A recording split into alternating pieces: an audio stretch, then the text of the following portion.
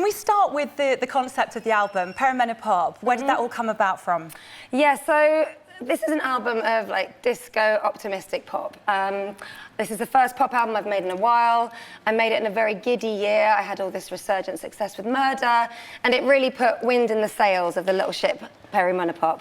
But the reason it has that title is because as a woman in her mid-40s, I felt like my experience and my perspective was so intrinsic to how I was writing the songs and the relationships that were around me to support me. So I thought I've got to get something in the title that brings it together. Absolutely. And Perimenopop it was. Yeah, I mean, we're a very similar age, and Yeah. you know, you've been that soundtrack for me from my early 20s. And you know, coming through, even with your podcast, your Spinning Plates podcast, all about mum life. I've gone through that too, along with you. Yes. And now you're here for my perimenopause. There we go. Well. But it's so fun because, you know, us 40-somethings and beyond, we're not disappearing into the ether. We are still out and having a great time, and we want to dance to albums like this. We do. I mean, I said to you earlier, every track is an absolute banger. This is a floor filler, but there's so much heart behind the album as well. you. And actually, this morning, I was listening, I wrote it down just so I get it right, because it was only released this morning. Yes. Don't Know What You've Got Till It's Gone. Oh, yes. That was a real moment, kind of, listening to that. There's so much. Tell us a little bit about that, because it felt like a very powerful song to me. Thank you, and actually that's the last track on the album, and it was absolutely the right place to end it, because, look, I do feel really good. I think I'm better at getting older than I was at being younger, as it happens. But there's also, you know, doors that close that you won't open again. There's chapters that you've moved on from. And so I think, you know, a little bit of looking back and reflecting and a little tug of nostalgia, really, and a melancholy.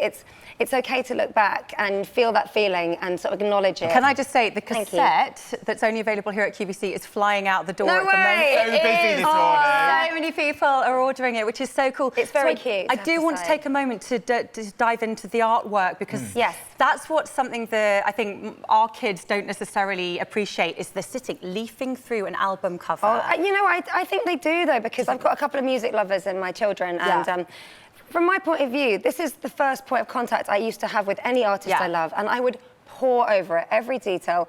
What are the pictures? What are they trying to say to me? What are the lyrics to the songs? I've always made sure I have all the lyrics in my album artwork. It has to be. You've got to be able to sing along if you want to. Absolutely. Tell us how you got this artwork together, because there's some really fun stories behind it. Absolutely. So, you know, I've talked a little bit about the experience I've sort of built up, and so I wanted to really draw threads to all the different chapters of my life. And the shirt I'm wearing on the cover here is actually the shirt I wore in my first ever music video when I was 18 years old, with my first band, The Audience. And then through that, there's a dress of my mum's that I also used to really love that's in there. There's things that I've worn at different points of my life, different videos. They all shot in my house. We had a photo booth in the house. Oh my gosh, how fun was that? In the playroom, the same room where we did the kitchen disco. And I just kept grabbing stuff and running in. So has the whole family been in the booth? Have the kids and everyone been doing it? So this dress down here on the bottom left, so I'm wiggling over, that one's the one my mum had that. So I was obsessed with that dress when I was small. This one I bought on the way home from like a vintage shop when I'd finished writing one of the songs for the album. This is the coat I was wearing when I met my husband. Yeah, special. Yeah, this is from a video I did for my second album. I love the fact Sophie Ellis-Bextor is on the floor. I know. Here this morning on QVC. No, it's fine. You do you. It just makes us look a bit cheap, like we haven't got you a chair or something. We have. There are chairs available. I made sure I had my nails done for you because I knew how important it would be. Nails are so important. I think that's why everyone relates to you so much, though, because you are so down to earth. You are doing this crazy juggle that so many of us are doing. I mean, you've got 5 boys. I know, 5 the house, children. The husband, the career. And some cats.